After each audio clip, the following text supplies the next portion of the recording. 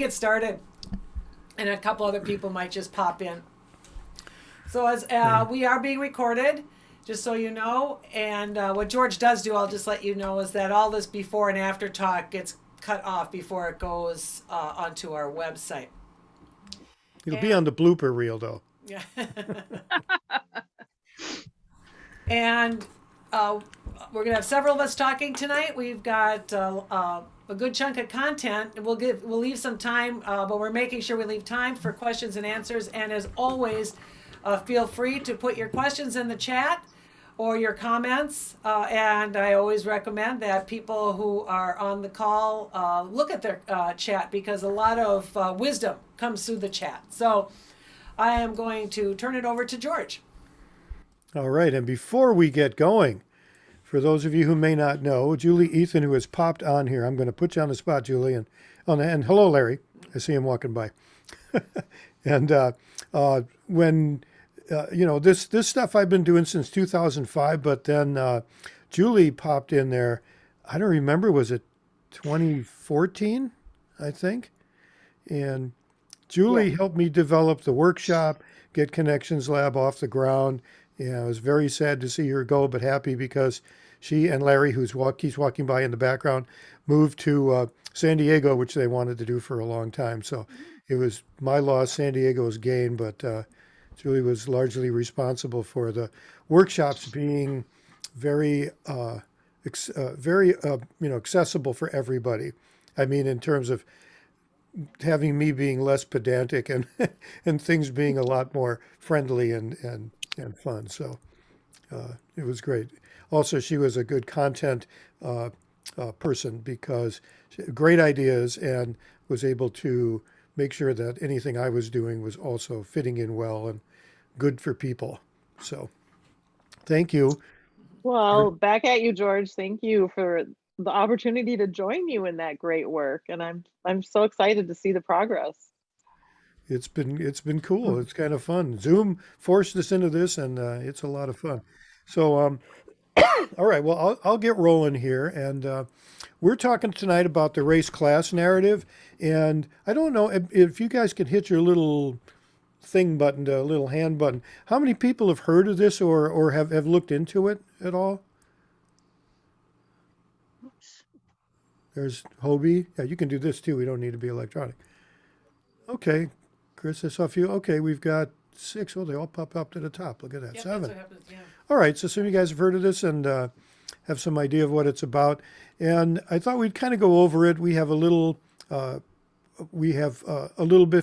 of history that we'll go over.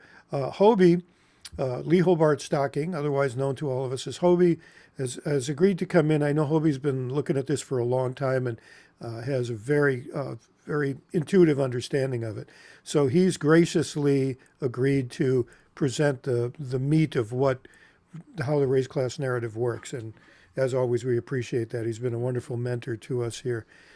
And so this race class narrative is the work of Demos and ASO Communications. Some of you may have been in on the Voting Rights Lab webinars, and if you're not, we'll put a link to those in our follow-up email. And they just do wonderful work. And ASO stands for Anat Schenker. I don't know if it's Osorio or Rosario, but she is absolutely the most brilliant framer I've ever met. She's amazing. And so they went through, and with Lake Research, they did dial polling. And dial polling is where they'll show you an ad or read a message, and you grab a dial and you turn it up or down depending on how you feel about what's being said. And so that's how they do their research, and they test messages. And I'm not absolutely sure how much this really relates to actual voting behavior, but what I have found is the messages that are created by this that people do seem to prefer are messages that are consistent with what we've learned about cognitive science and framing in particular. So there's that. So what is this all about? Well, it kind of starts out with the age-old trick of the wealthy and powerful to weaken people by division. And dividing the public in a democracy is intended to weaken any attempt by the people to wrest control back from the wealthy and powerful. This story, as we shall see, repeats itself over and over in American history. I'm certain that it's repeated itself over and over in history, period. It is at its core anti-democratic, anti-American. It is firmly grounded in racist principles, though to hear Republicans speak about it, racial prejudice is a thing of the past. And I want to give you a quick example from here in Minnesota locally, because that's what I see in the paper. And here's a guy. This was just in one of the local, the Sun papers this last week. And here's this is where the GOP likes to come from on race. And I'll quote the paper. It says, candidate Matt Audette in Minnesota's SD 35, we have some members here today from there, believes that the United States has overcome systemic racism from the past and it's no longer allowed in the law. And I thought that was an interesting statement because, I mean, just on the face of it, it's illogical because, you know, he must believe that we don't have criminals anymore because crime has been outlawed.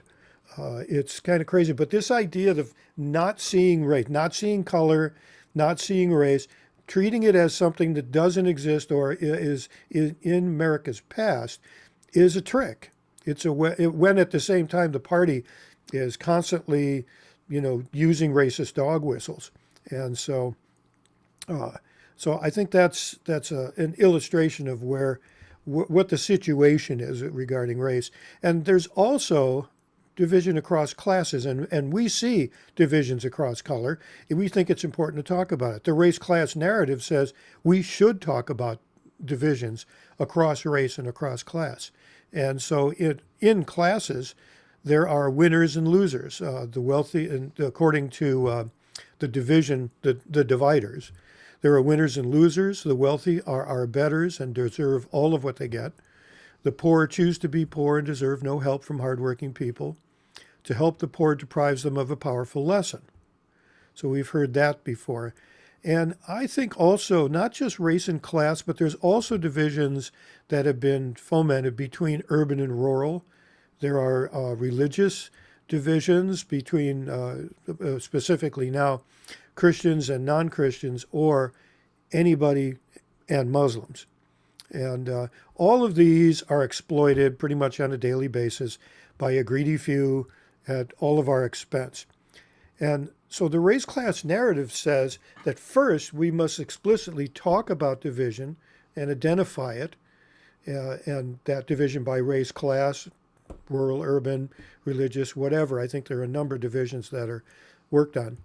And second, that everyone across race and class and these other divisions must join together to take back power from our lives. All of us are activists. All of us door knock and phone call and get out there and do things. This is the kind of thing that we need to do when we're recruiting and we're organizing and we're activating people, is get them in here and have them understand that the idea is to take back the power over our lives. The race class narrative is basically a story of solidarity. And of course, the race component, our national shame that has cost us so much, figures very prominently in the narrative. So I'm going to let Lisa talk a little bit about the history behind this, because I think it's absolutely, like I said before, this has gone on in American history a few times and in the past. The parallels between what we hear about the race class narrative recently, these are echoes of the past. So let me turn this over to Lisa, and I'll get the... Yeah, are you going to share the screen? I am going to share the screen. Watch me. Now. Okay, so we're going to talk, just to give that little historical perspective, we're first going to talk about the Populists and the People's Party. And author here, Thomas Frank, and you may know him. Excuse me, Linda, you're a little bit muted here. I mean, not muted, but a little bit low. Can you be closer to the microphone? Yes, and thanks for letting me know that right away, instead of letting me talk for 5 minutes and then telling me you couldn't hear me. So I appreciate that. Yeah, is this better? Here. Okay. Yes. Great. Okay, so you see here, this is Thomas Frank, and you know him best probably from the book, What's the Matter with Kansas? But this is his new book called The People Know, and it tells the history of the People's Party. or populist. No. And under the populist banner, farmers and laborers, as well as whites and blacks, believed they could improve their lives by joining together to wrest political power away from the irresponsible tycoons who had caused the great market crash of 1893. Of course, those greedy few weren't having any of this and launched a well-funded campaign to paint populists as ignorant, anti-elite, anti-knowledge, and crazed communists hell-bent on destroying America. These same anti-populists produced the McCarthyism and the Red Scare. They believed the people could not be trusted with making decisions about their own future, and they were in effect anti-democracy. Wikipedia describes the People's Party like this. Populist endorsed measures included a progressive income tax, direct election of senators, a shorter work week, veterans benefits, and the establishment of a postal savings system. These measures were collectively designed to curb the influence of monopolistic corporate and financial interests and empower small businesses, farmers, and laborers. Well, the party faded away under all that onslaught of anti-populism. However, in the end, some populist platform planks did end up as core accomplishments of the New Deal in the 1930s. What did not survive so well was the coalition between the blacks and whites and farmers and labor. Nor did the word populist, which has now come to mean what the anti-populists defined it as. So it had taken on a negative, although I think it may be starting to come back to be maybe a more positive term now. We could discuss that later if you'd like. So now just a little history here from Minnesota. There was another solidarity movement going on around that same time called the Farmer Labor Party. And that was first formed in Minnesota. And if that sounds familiar to the Minnesotans here, it's because the Democrats here became the Democratic Farmer Labor Party when Hubert Humphrey merged both parties in 1944, or the DFL as we so fondly call it here in Minnesota. The Farmer Labor Party had success in electing people to office by joining workers from northeastern Minnesota and farmers from North Dakota, and then spread to other parts of the United States.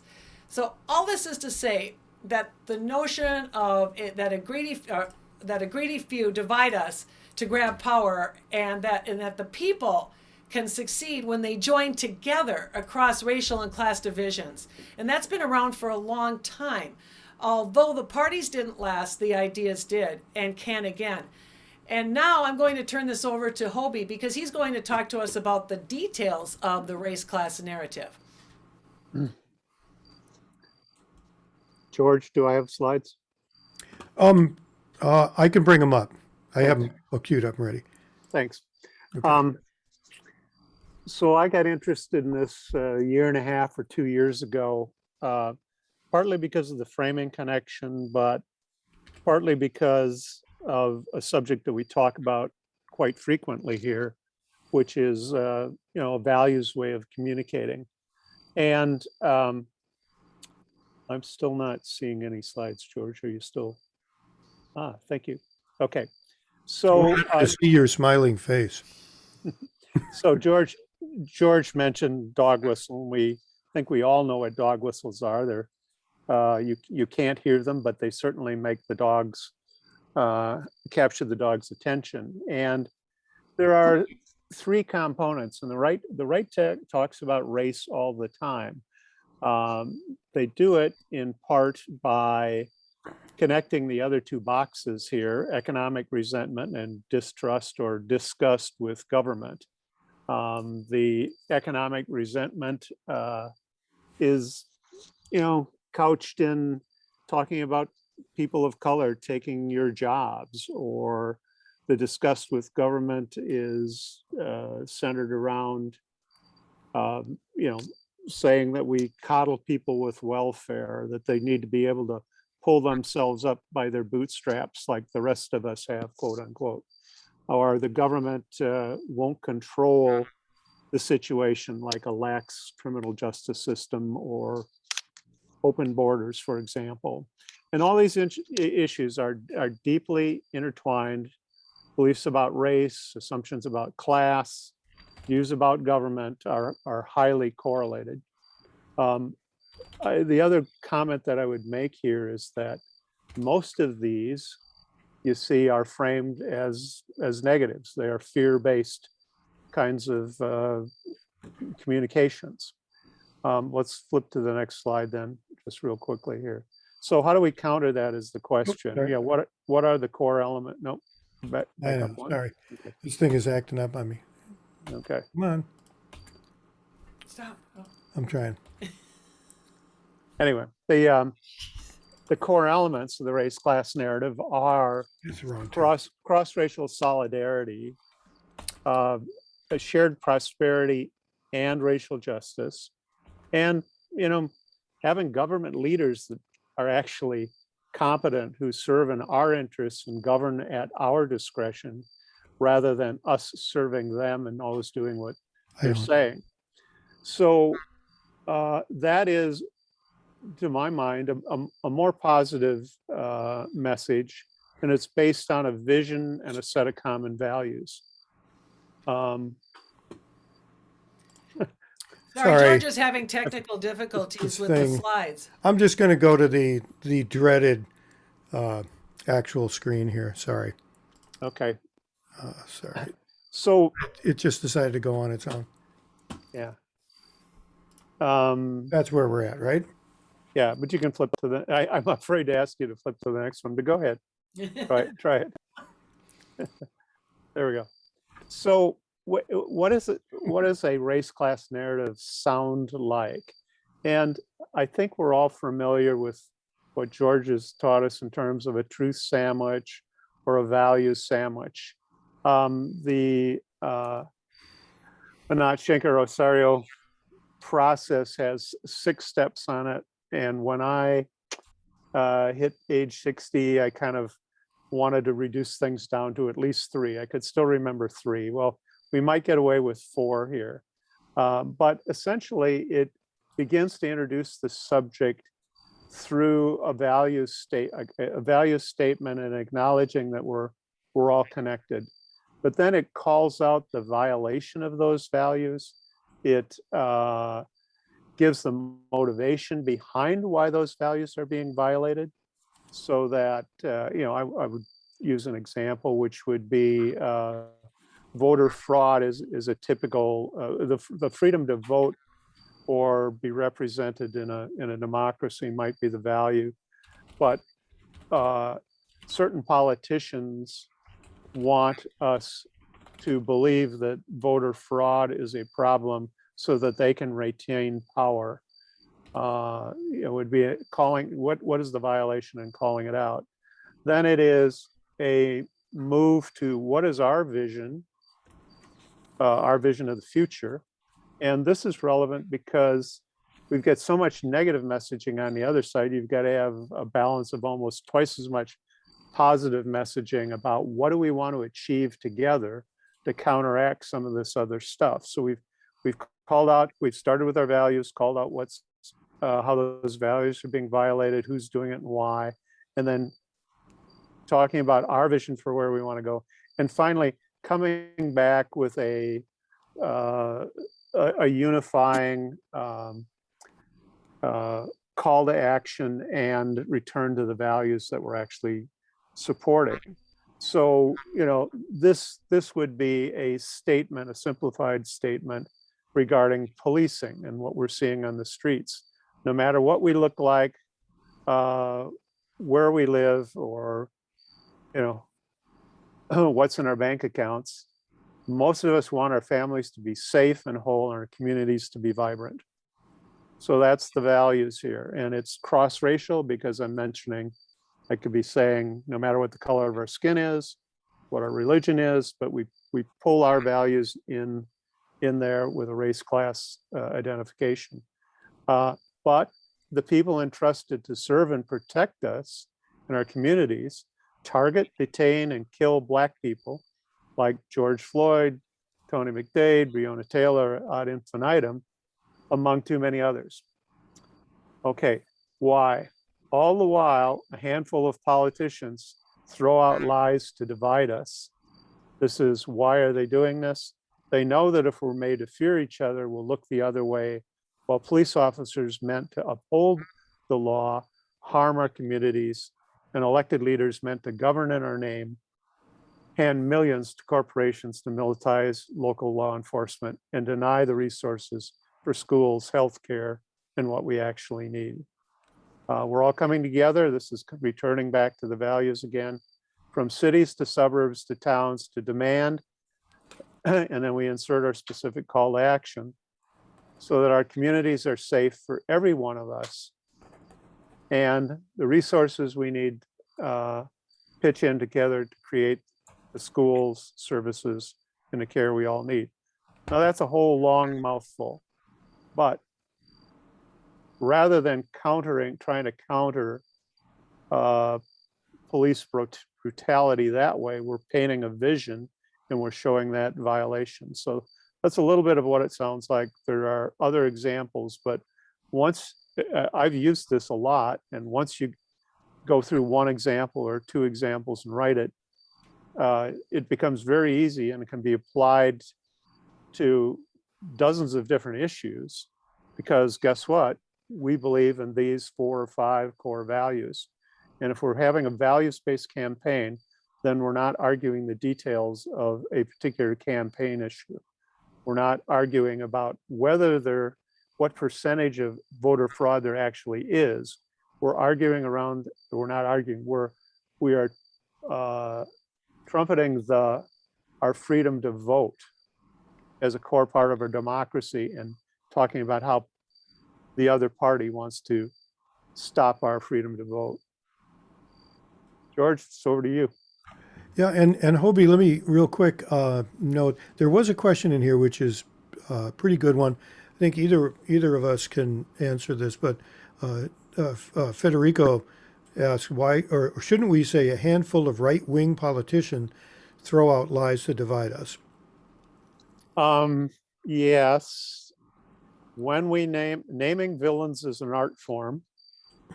I prefer to refer to Snidely Whiplash as opposed to everybody with mustaches, George. And I think it's good to be as specific as you can. So for instance, I'm not saying, I very often when I talk about climate, don't talk about fossil fuel companies. I talk about fossil fuel execs. And I talk about them wanting to make a few more dollars so they can add another swimming pool, whatever it is. I mean, but it's being specific as opposed to general, because we're trying to build solidarity, we're trying to build identity, and we don't want to lump everybody into one general area, if that makes sense. And these are, corporations are, their behavior is the behavior of the individuals who direct them.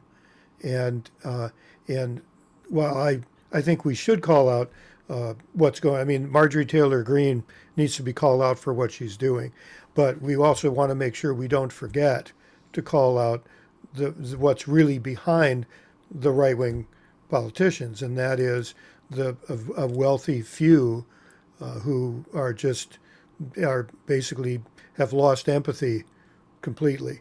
And so it's important to call that out, because that's the big force behind this. Those people wouldn't be in office if the Koch brothers and the Olins and the others who made all this happen, if they hadn't funded this and bought all those politicians. So it's not wrong. Just don't forget the other guys. And Lisa's going to read another example, which we pulled from and we'll get you a link to this too, the race class narrative specifically developed for Minnesota, again by Lake Research and ASO and Demos. And this does follow a little bit, or fairly closely, what Hobie was talking about. Although I think the call to action is not the very last thing, but we'll just go through it. So this is just a generic message around the strength of Minnesota, but using the race class narrative. Minnesota's strength comes from us being there for each other, bringing together people from different places and different races to create community. So there's that intentional calling out of race and bringing race into it.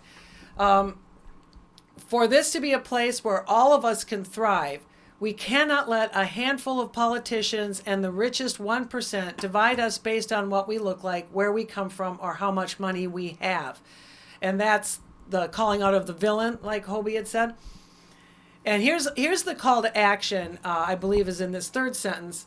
We must pick new leaders who see all of us as equal and govern for all of us for generations to come. And then the last sentence is the joining together. So by joining together, we can make Minnesota a place where community, well-being, and respect are for everyone, no exceptions. And I noticed that Tom had asked a question let's see.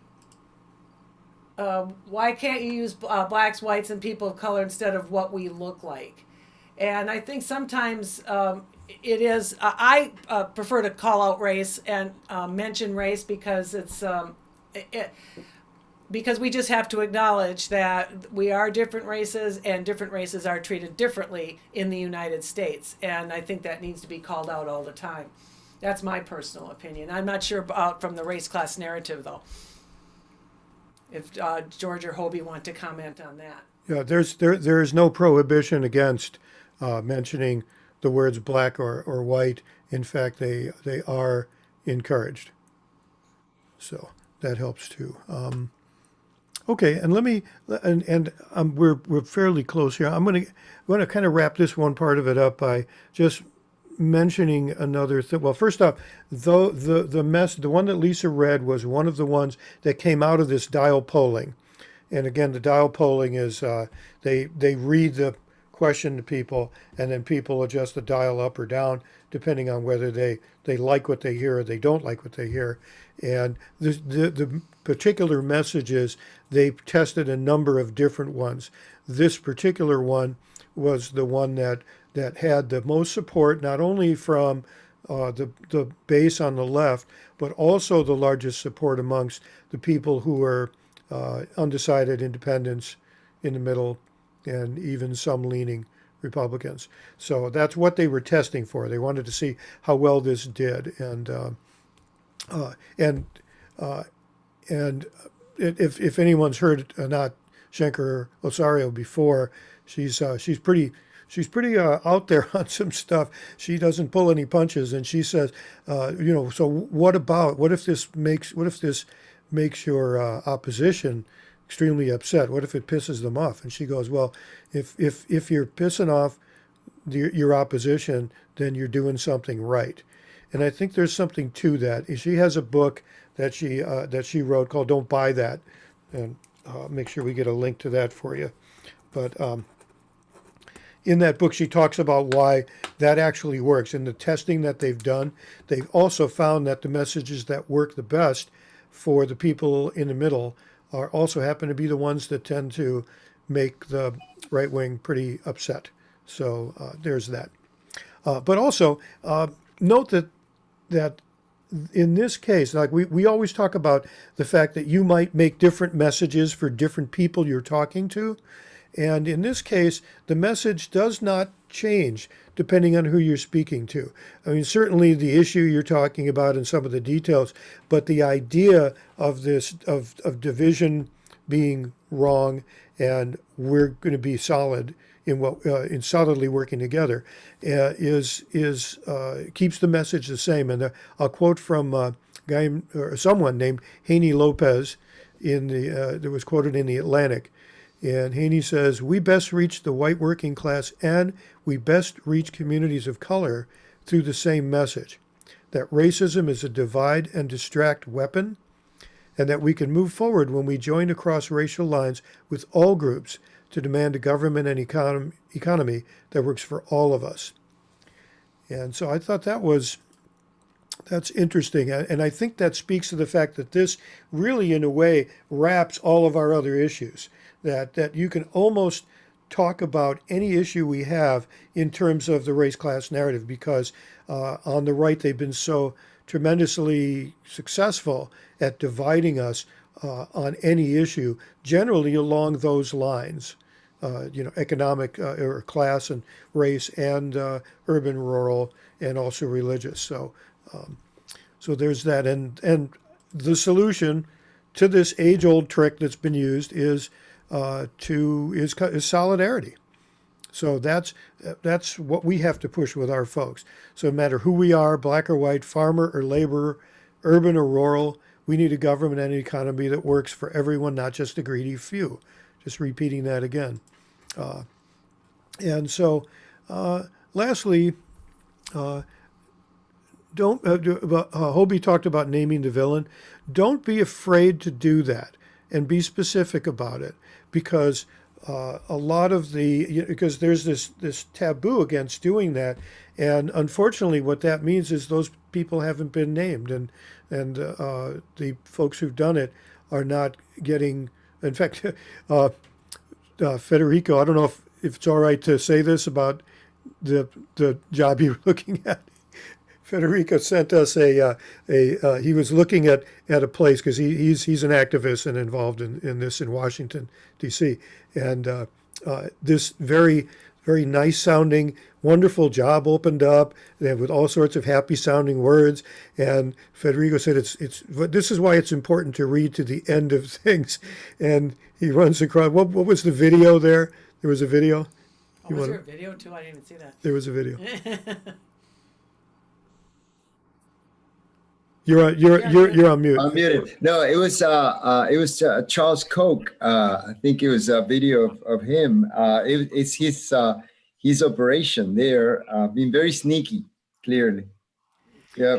It's almost like I responded to your email, and it's almost like they knew that activists weren't going to be interested in working for a right-wing organization like that, so they had to hide it. Yeah. And he comes out looking very nice. I'm sorry. Go ahead. Yeah, that's right. Or maybe the guy is so self-centered that he has to be featured in his, on the web. Who knows? But it was very nice, and it reminds, and that particular, there is this hiding of the stuff that they're doing. There's hiding of the division. There's the refusal to mention race or to even acknowledge that racism exists here. And I remember if anybody watched Dirty Jobs, that was one of my guilty pleasures. Used to watch Dirty Jobs with a guy named Mike Rowe. He's the voice behind every documentary on Discovery Channel, pretty much, the crab guys and all that stuff. And he was going on about, gee, what a wonderful guy Charles Koch is.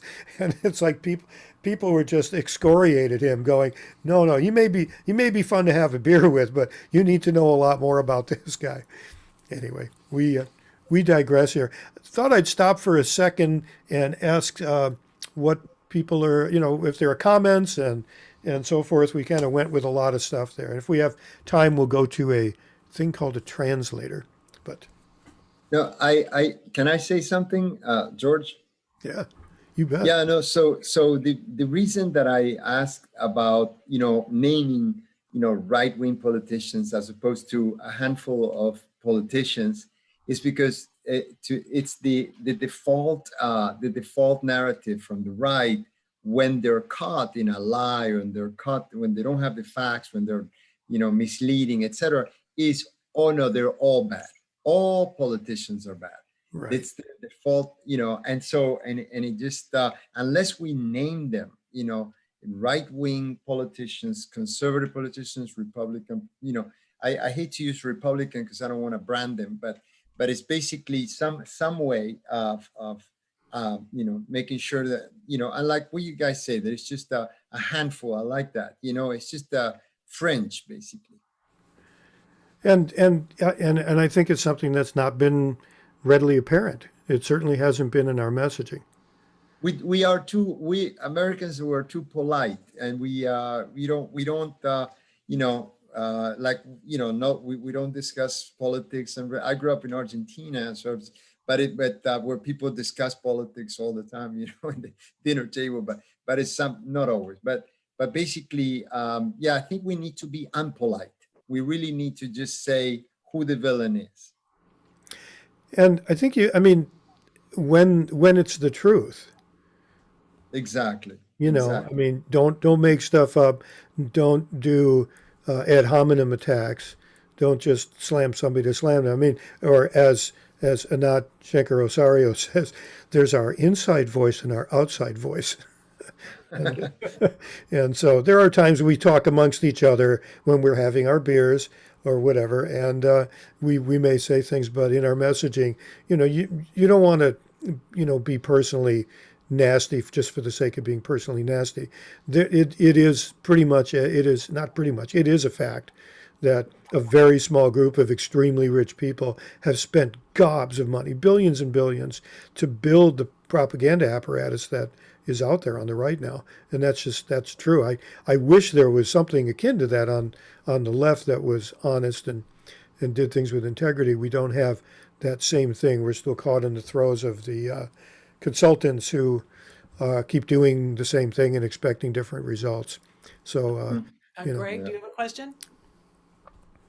Yeah, just two quick comments. I've been involved in race class narrative development for various organizations and stuff, so I've used it a bit. And I just have one comment on how you do it. And I know this Hobie wanted to bring it down to 3 because it's kind of big. It to me, it's like a manual for how to write a good novel. Like you can buy a book on how to write a novel. It'll tell you everything you're supposed to do to make the novel. Now go find a good novel and find out one-to-one correspondence, how many of those things are in that good novel, and there'll be maybe a third of them. Because no good novel is going to follow every single one of those things to do. It was actually Neil Gaiman who said, if you want to be a bad writer, get a bunch of books on how to write novels and read them, and that'll ruin you for the rest of your life. And the race class narrative can be like that. If you follow everything it says, you'll end up with 4, 5, 6 paragraphs. No sentence will be more than 15 words. I've been accused when I mentioned this comment of heading for bumper stickers, but I'm not heading for bumper stickers. I'm heading for good writing. Okay. And when you fully deploy the race class narrative instructions, you will come up with something that isn't necessarily very good writing. And because there's too much in it, and there's too many, it's too adjectival, and it's too many phrases, there's too many things. So one thing you can do, I think, is don't do every single darn thing in your one little project. And in fact, if you can possibly coordinate, now we've done this recently, we've done this a few times now in our local paper, 3 or 4 or 5 people writing 3 or 4 or 5 email or letters to the editor that all cover this concept. No one knows we're all connected. Everyone reads the letters to the editor, they're reading one thing. They think they're reading 4 letters to the editor, but they're reading one thing. So you can, if you can break it down and coordinate the message and just write it better. Yeah. I mean, as a writer, I feel slightly put off when I see people saying, all you have to do is this, follow these rules. And as I think Hobie's talked about this a lot. It's like, no, that doesn't really work. If you just follow the rules, you'll get something, and it's maybe better than you would have come up on your own, but it's got to be refined and structured. The other quick point I want to make is the dog whistle is really central to race class narrative. And the reason the dog whistle works is because it's a lie. When you say, what are these people doing coming from the inner city and telling us what to do? That's a racist dog whistle, because inner city is a racist dog whistle for African Americans. Okay. However, the problem, and that's great that we understand that and call the dog whistle out. The problem is, I've seen the word dog whistle now applied to anything that's a racist comment. The word dog whistle has become ritualized. It's being used to just mean the thing that they refer to, whether it's explicit and overt or a dog whistle. The word is being, there's terminological creep here. Also, I just wrote a blog post on that. Also, some dog whistles aren't dog whistles anymore. When you say inner city enough times, everyone knows what you mean is no longer a dog whistle. I'm not sure if inner city is still dog whistle or not, but you have to just keep that in mind, that don't call something a dog whistle when someone uses just a racist term. But do call out the dog whistles, because it is a way of saying the person who said this was being dishonest with you. Mm-hmm. It's a really powerful message. They're telling you this, actually they're being dishonest with you. Yeah. And I think that the best example of that right now, the best dog whistle right now going to understand this is CRT. Mm-hmm. If you're saying you're against CRT, in fact, there's only three possible explanations. One is that you are a white supremacist, because that's the only logical way to be against CRT, is you are a white supremacist. The other is that you don't know what you're talking about. You're an idiot. And if you're running for school board, maybe that's not a good thing. Third possibility is you're a Koch funded via the Bradley Foundation funding the Center of the American Experiment candidate who just wants to get in office, and you're using CRT as a bugaboo. But in all three cases, it's a dog whistle. Well, and the fourth case is all of the above. Well, actually, it almost always is. I really meant to put them as points on a triangular continuum of the infundibulum, Yeah, it's 3 points on a spectrum, yeah. I wanted to just comment on, that's the response I had to the messaging and the messages that I saw in the race class narrative literature that I looked at. I felt the same way. They were too long and all of that. I look at it a little differently. It's kind of like when we talk to people about doing things with values. In fact, Julie had come up with with doing the what, how, and why backwards that we did in the workshop, which is we don't talk about why enough. We sit there and admire the problem, get bogged down in facts and logic. We go off in the weeds. People are sleeping or already close the door on us. And what Julie's point was, we're basically going to force you to think about putting your values first. Not that that's where it always has to be, but because we don't do it enough, we're going to force you to do it, force you to think about it, put the emphasis on it, so that as you go out, you're not going to remember everything that we teach, but what you might remember are parts of it here and there, and the more you do it, the more it all comes together and you get better at doing it. I think it's the same thing. I had that same reaction on the race class narrative, that what you're doing, you may not always construct that 4-sentence message, but you can certainly construct portions of that as is necessary, or depending on your forum. I mean, if you're at the door, you don't have a lot of time. But when you're talking to crazy Uncle Frank at Thanksgiving dinner, you might be able to go the full Monty there. So, yeah, and to emphasize that point, if you do practice this a bunch of times, it changes the way you communicate. Connie, you had a question? I think Connie's hand has been up the entire time, so she Oh. might not, and I know her mic's not working, so maybe she'll pop something. Oh, that's Yeah. right. Yes. Let's see. Phil had a question or a comment. I just put it in the chat. Okay. It's figured I'd get my point across that way. It just seems that the libertarian attitude is part of the dog whistle, and that we don't need to be our brother's keeper. And I'll just leave you can read the chat, and I'll let it go at that. Any comments are appreciated. But it seems an understanding of Ayn Rand is necessary as part of understanding race class narrative. Yeah, I mean, the Ayn Rand stuff is part and parcel of the worldview for a number of people. Polly. I just wanted to mention that you have a chance to practice tomorrow night, because Braver Angels Minnesota is having a debate called Teaching About Social Problems, which is their anti-dog whistle or something about critical race theory. So if you're not familiar with Braver Angels, it's an effort to talk about the blue-red divide. And so you're talking generally to fairly reasonable Republicans, because otherwise they wouldn't be willing to talk to you. But the library at Delano is having this debate tomorrow night. So if you go to the Braver Angels Minnesota website, you can sign up for this debate that happens, and they have an interesting model for their debating where people are not allowed to argue with each other, so they go back and forth between people who agree with the proposition of the debate and people who disagree. And so it's a chance to find out what people are thinking in terms of why they are so radically different from us. I'm writing down that we'll make sure We'll we get send out a link to that. A link to that. As a matter of fact, Polly, I signed up to go to that tomorrow night on Zoom.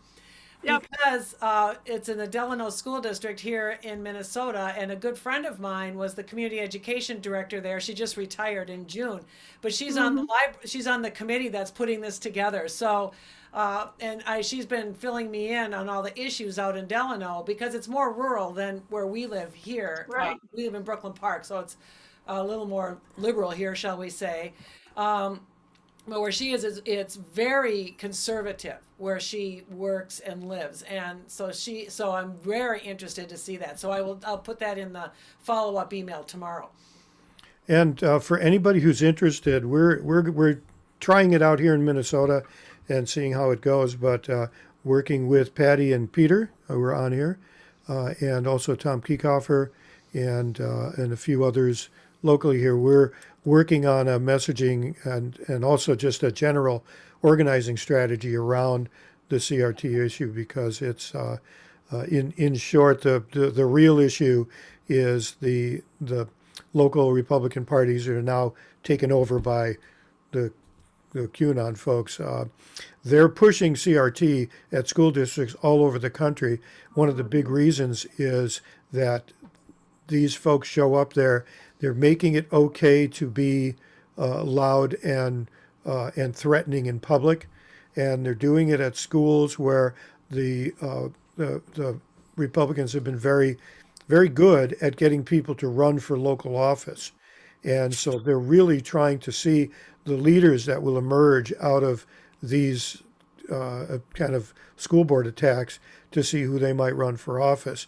And so that's a big part of it. So I think we have to be careful. And what we're talking about with Patty and Peter and Tom and others is how we message around this so that we don't spend all our time debunking their claims about critical race theory, where we actually have a race class narrative kind of message, but we're also behind the scenes making sure we're keeping our school board candidates and electing more. Because the Republican strategists know that if they can tie us up with CRT, we won't get around to our message and we won't be thinking about electing people. So if anybody here, I don't care where you're at, if you want to take part in that, we're going to do a special training session on that. If you want to be part of that, I'd be really interested to hear from people in other parts of the country so that we see if there's anything special and different that we need to include. And if this goes well, we'll probably do it more generally and advertise it out to the larger group. So you're welcome And to on be our part of that. website, there's an article about using how to message around critical race theory.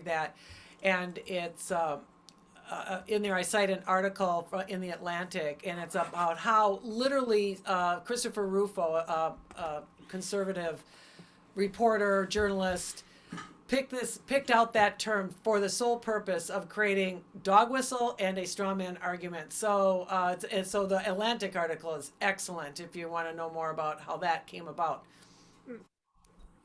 And Julie. There we go. Unmute myself. Yeah, just real quickly. When we were talking about starting our message with values, and I love the examples tonight that were given that they started with values. One thing to think about when you get down to the next parts of your messaging is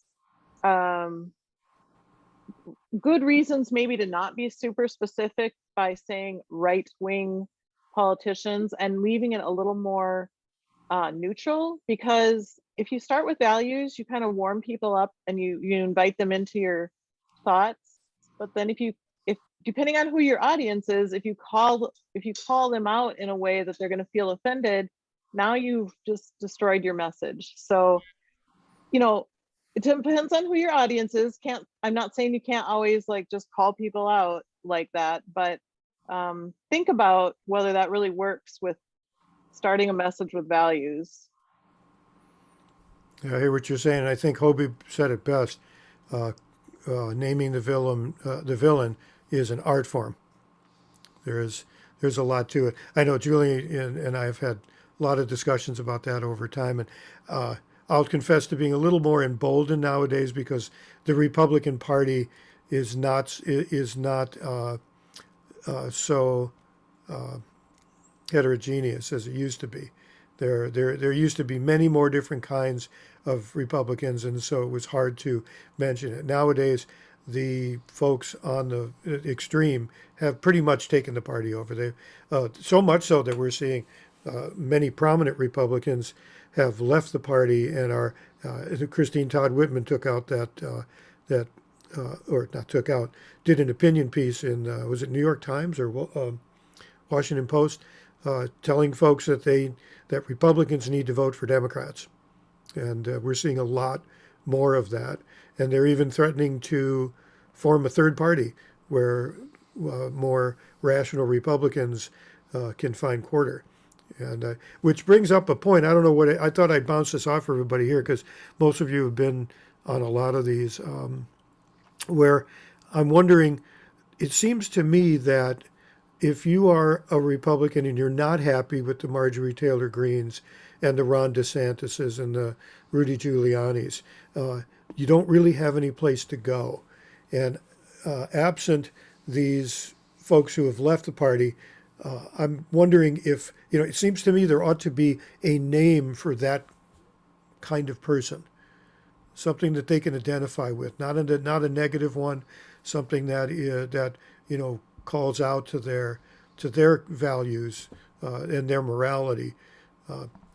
Whether they're Lincoln Republicans, kind of lifting that from the Lincoln Project or whatever. But it seems like if there was a term there, and basically creating an identity for those folks to make voters say, well, I'm a Lincoln Republican. I'm not, the Republicans of today or whoever they are. Just something to chew on. I don't know if anybody has any ideas on that, but it's a thought that occurred to me, and I would welcome any input.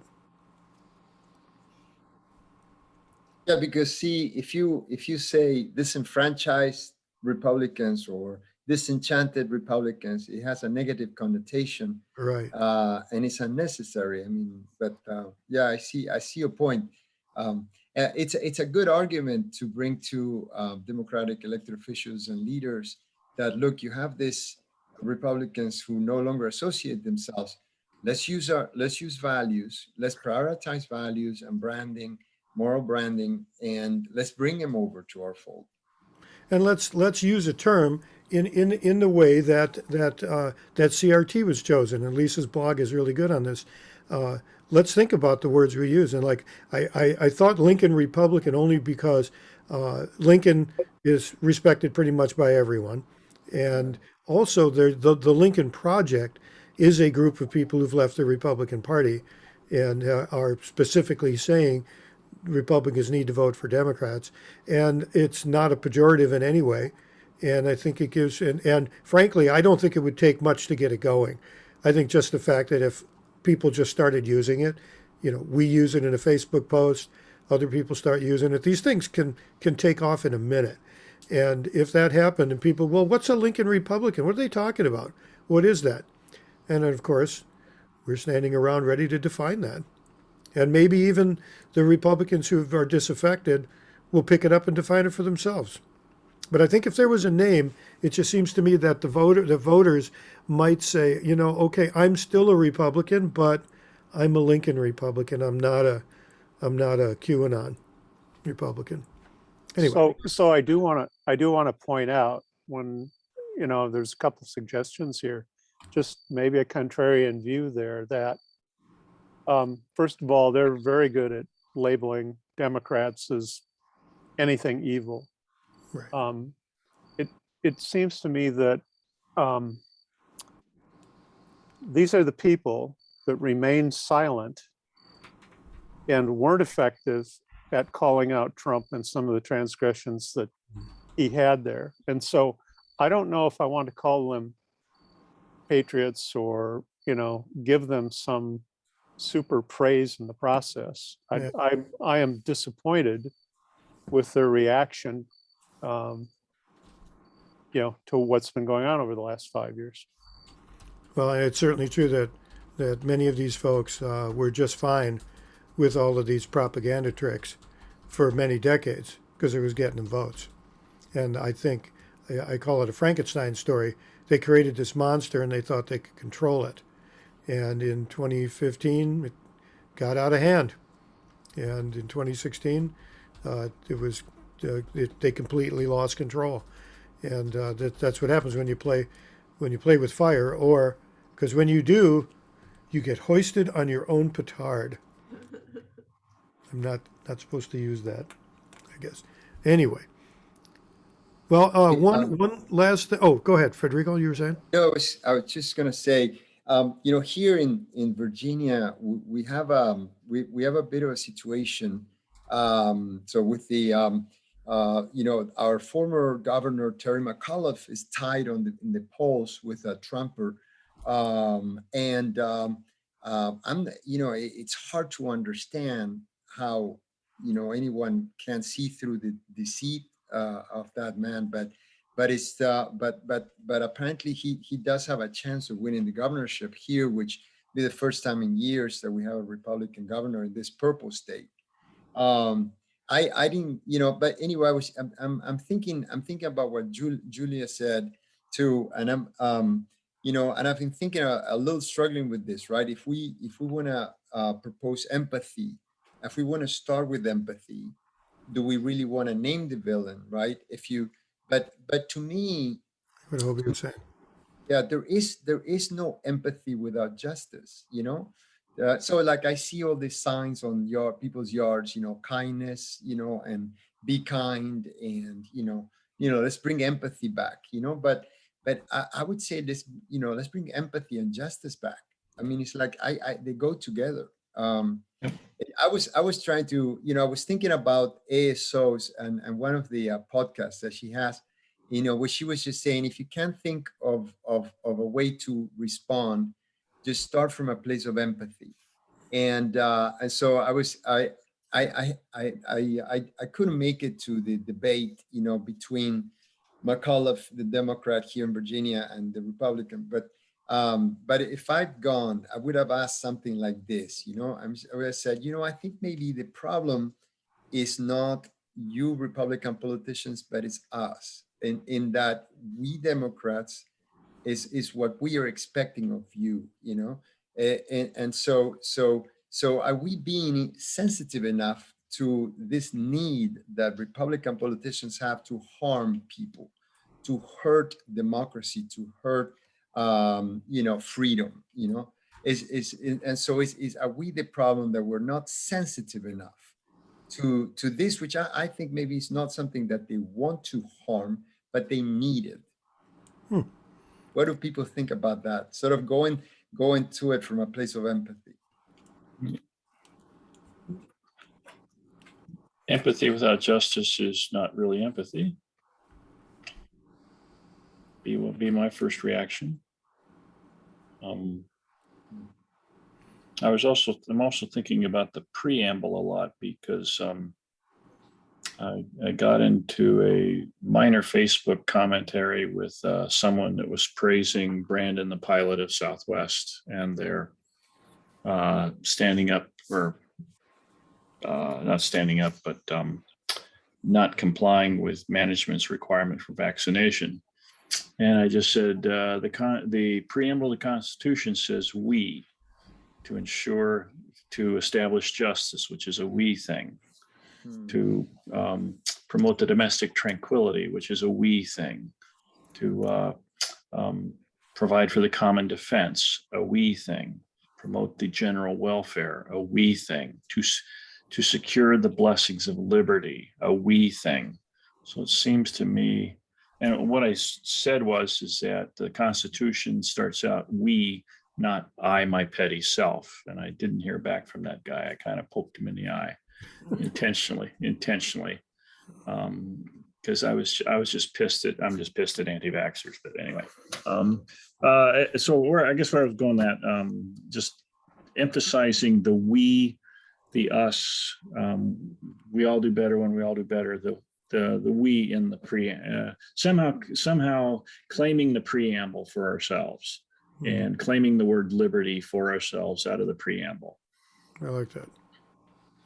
And I'll note it's 8:08, and just want to note that we usually sometimes hang around and yak for a bit. I have one more bit of information for you. And I've just started checking this out, but I'm going to recommend, there's a PBS documentary. It's 4 parts called Hacking Your Mind, and we'll send a link to that along in the email. Just the first one was absolutely excellent. It talked a lot about the cognitive psychology we've talked about with biases and heuristics and such, the Daniel Kahneman and Alex Tversky stuff, but it also goes in quite a bit more. It does a great job of explaining what these things are using interesting video and graphics and such. Just absolutely massive. It's one of the best documentaries overall I've seen, and just the way it's put together. But because PBS has a terrible interface, I managed to click on the last one in the series first and caught a quick glimpse of it before I realized my error. And it looks like what the line, there's a line through this that's exactly the same as the line that we've been talking about this whole time, which is the psychology, how that psychology is used to manipulate in advertising, and then also in politics. And then in this very last one, they ask the question, if this knowledge, which can be used for good or for evil, for lack of a better term, is going to be used, can we afford to allow it to be used only by the people who are setting out to destroy democracy? And I'm going, okay, this is pretty cool for a science documentary, but from what I've seen so far, it's quite excellent. So I'll send you a link to that, and maybe we go take. I even wondered about doing a documentary club instead of a book club over this thing. Might be an interesting idea. So. And Deanna, did you have a question or a comment? Yes, this is Dina Knutson. I'm actually from outside Seattle. So I'm also one of those from the other side of the country. I was just going to make an observation that when the Republican Party put out its platform and said, we're not going to put out a platform, we're just going to go with whatever Trump wants, Right. they essentially totally got rid of any of their moral standing right there, because they don't have a platform. They don't have something that they're showing that they actually believe in, except for one person's opinions. So that to me also invalidated their position as a political party, as opposed to some other ideological construct. Mhm. And so to me, when we talk about Republicans, we're talking about those who actually came out of a era where there was a platform with beliefs, as opposed to having this kind of, well, we're going to go with burning down the country. So, I do think that is part of the message here, is that there's been this move away from what we're talking about, which is our moral or our belief systems, our visions, and how we see the world and the society that we want to have, versus what is actually being sold right now, which is just burning everything down, and they don't have anything to actually replace it with. It is a negative approach to how we see what is being created. So when I think of messaging, that is one of the messages when we talk about bringing everybody together, is why are there this organization that is trying to blow everything up? Why are we even trying to make that work in our country? Because that's not what our country is based on. Yeah, absolutely. This history. Actually, we're in touch with George Lakoff from time to time. He's retired, but he likes to hear about what we're doing and others who do this work. And so, I kind of asked him a similar question. I mentioned this before at 8 o'clock, a little bit of pre-yakking we did, but I called him up specifically to ask him about that that the fact that the Republican Party has changed from what it was. I mean, it's been on this arc for a long time, but it has ended in a place where I don't think even the Republicans themselves thought it would get this far. And I said, so when we teach about worldviews, we're teaching the conservative worldview, but it seems that applying that to both the old Republicans and now the brand new ones who've taken the party over, how does this, does this change your thinking on it? And I've been really unable to wrestle with it to come up with a great answer for that. And so we talked a bit, and he said, the bottom line is this new Republican Party has no empathy. They just have discarded it. Their empathy is not part of their message. It's not part of anything they're doing. And Dina, you're right. They don't have a plan. It's all, well, to quote Grover Norquist,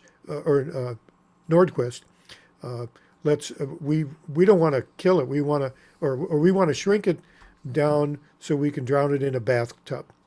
Something along that. I'm not remembering the exact quote, but it's, that seems to be what's happened. That goal is being reached. And they almost January 6th attempted to accomplish it, and that may still not be over. And Dina and Connie, can I ask, were you both in the recent training we did for your state party, your state central committee? Yes, that's where I heard about you. Great. Wonderful. Thank you for coming today. Thank you so much. We love your party chair. She is so cool. Yeah. You're very fortunate to have her. We were just wanted to hear more. We actually did tune in earlier to watch because we just like where she's coming from on everything. She's a good messenger too. So before people start leaving, I just want to say we didn't get to something tonight, but I'm going to email it to you tomorrow in the recap. And it's called an Embrace Replace Translator, and it's pretty self-explanatory, so it's not like you'll be able to figure out what it is, but it's just basically say these words instead of these words and the reason why. So that you'll get that tomorrow as part of your recap. This is what it looks like. This is also taken from the race class narrative information, and so we will have this for you. That's what it looks like. The form is say this instead of this, or embrace, replace, and then the notes. And the notes are really explain why. So it's pretty good. I know Julian and I a long time ago talked about this, and we kind of avoided doing these kinds of translators because we feel that this is a skill and that we'd rather have you learn how to do this than grab a cheat sheet and just read off it. But I think these things are instructive, so pay particular attention to the notes. The cheat sheet does act as training. Yeah. I think it's good that way. Yeah, we just figured we weren't going to, we don't do it in the workshop because we don't want people, we're trying to focus on the fact that this is a skill. And, your skills, like any other skills, the more you do it, the better your skill gets. Tom Thompson knows this, being a big time hockey guy who basically ran a bunch of NHL teams. He knows you skill is time put in. Can I raise just one point of clarification too? Absolutely. Okay, on the point that the Republicans passed that motion that they had no platform other than Trump's, there was one clarification on that. About 10 days prior to that, Senator Ron Johnson from Wisconsin, seconded by Senator Jim Langford from Oklahoma. I got no use for either guy, but they made a motion that they replace Columbus Day with Juneteenth. Remember? That lasted 3 days, and I thought, geez, I don't like these guys, but I kind of like that idea. Yeah. They withdrew it on the basis that we cannot be seen to be giving in to the protesters. Okay? So when they gave the president, Trump, the full authority on the platform, they clarified that 602 of them had voted that under no circumstances could Columbus Day be removed as a national holiday. I'd like to canvass those 602 and ask them how many of those people actually knew when Columbus Day was, but that's another issue. That's a direct point, though, to the whole race issue there. We can't be seen to be giving in to the protesters. Yep, exactly. Yeah, that's giving into the protesters. That qualifies, I think, as a dog whistle because that doesn't explicitly say race, but it's definitely brings race up to the folks who are in the base on the right. Yep. Well, folks, glad everyone was here. As we've said before, bring a friend. We have a lot of these videos up on YouTube, so we'll send a YouTube link too. But and promote this in your groups. Like I say, Dina and Connie are from Seattle. We had done some training with them, and they're now coming in here. So if you know anybody else that would enjoy doing this, invite them along. So, okay then. All right. Thanks, Great, everybody. Thank you. Thank Thanks, you. George. Thanks, Right. Lisa. Thank you, Thanks guys. for your help. Thank you to Hobie for helping us out with this tonight. Thanks, you guys. See you guys.